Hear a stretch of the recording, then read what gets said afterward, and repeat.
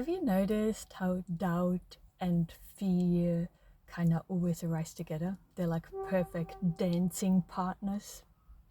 It might not be fully obvious or clear to you, but when you think about something in your life that you're doubting right now, that have to make a decision about changing, whether it's moving from one town to another, financial decision, a career decision, well, whatever it is, right? Something that you're doubting, or even doubting your own abilities, right?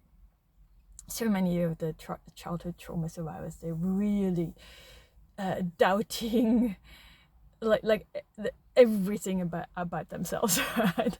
And I've been there, so there's a lot of doubt. But when we're really pausing, when we're noticing, oh, here is that dance, doubt is here. A few layers deep, there is always fear, right? Fear that things might get even worse than they are. There might be even more suffering, right? Because the doubt and fear, that dance, causes a lot of inner turmoil, right? You just try to go to sleep at night, it won't let you sleep. You're just ruminating about and umming and ahhing and analyzing and so forth, right? So there's a fear there that you're making the wrong decision. It could potentially make things worse for you. And you feel when the minute this doubt and fear dance comes up, it is very constrictive. It's almost like, have you ever seen a goat that is tied to a tree on a really long lead? How they walk around the tree and the lead gets shorter and shorter, and they can't seem to untangle themselves from it. This is a little bit like the doubt and fear does. It shrinks your life. It limits, right? It puts constraints, it thwarts. Do you get the sense? It creates this tension, right? When you're really honest with yourself, right? When you have these honest glimpses, you deep down, you know what you want to do. You know what lights your heart up. And even when there is despair, and I know a lot of people here watching on this YouTube channel have PTSD, had severe childhood traumas and anxiety and depression and all these really intense emotions, right? And or even having doubt about choosing the right therapist, right?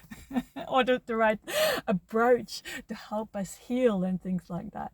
I can laugh about it now, and I get that might be triggering for some people when you're still in this despair. I can see that, but if you could just allow yourself for a moment to just step back and just notice that dance happening. Here it is, doubt and fear.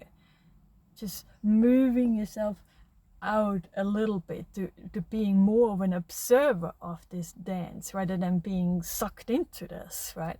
And becoming one with this, because that's how I used to feel emotions so intensely, and I still can today. If I choose to. I have a different level of awareness, and I think this is as we heal and as we become aware and as we grow and become more comfortable with experiencing emotions, knowing that they cannot destroy me, right?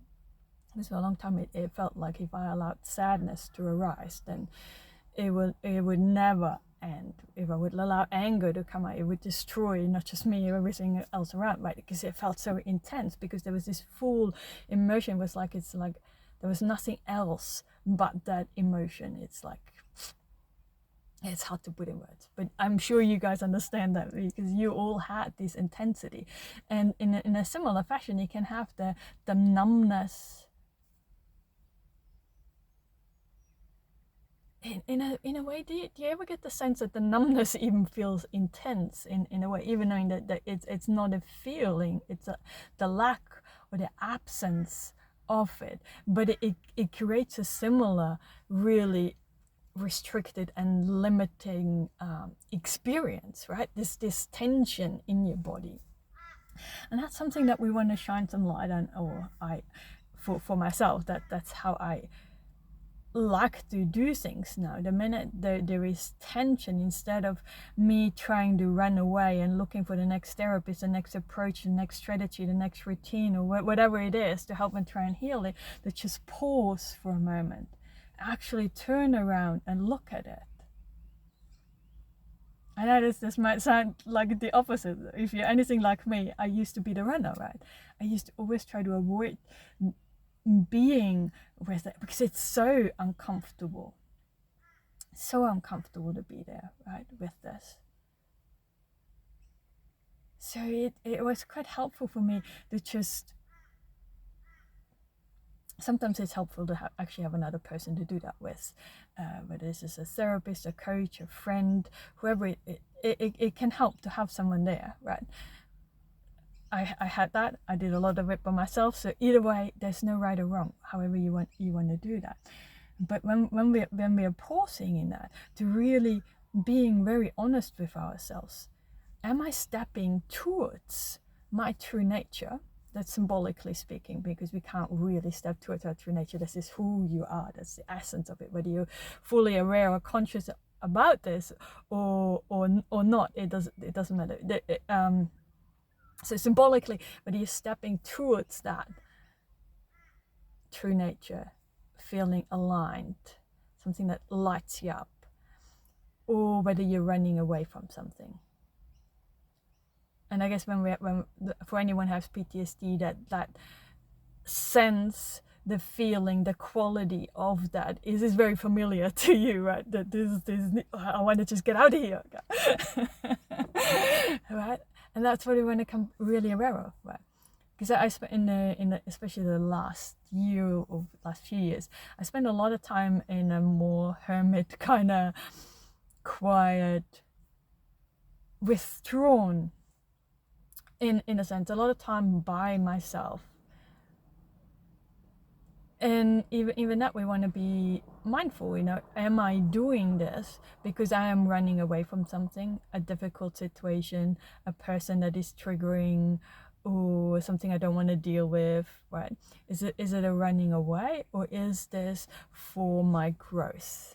Is this what my body needs here right now? And become very clear on that. So when that dance, that when you sense the energy, the qualities of these doubt and fear, kind of restriction, tension, to pause. Yeah, knowing that this can't destroy you. This is just, you just got into a fork on the road, and you can choose now to a step towards the true nature, which is going to be an expansive experience.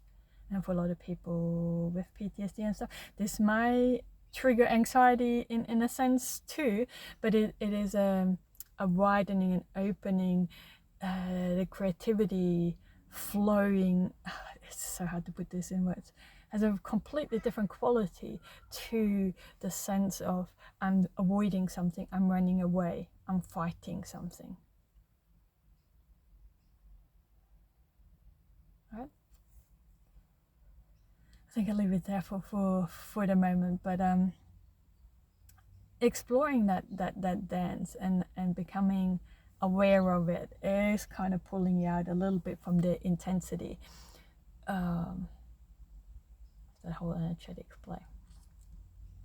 Let me know how you go with that, or if you have any questions. Put them down below. I'm always happy to hear from you guys. See ya.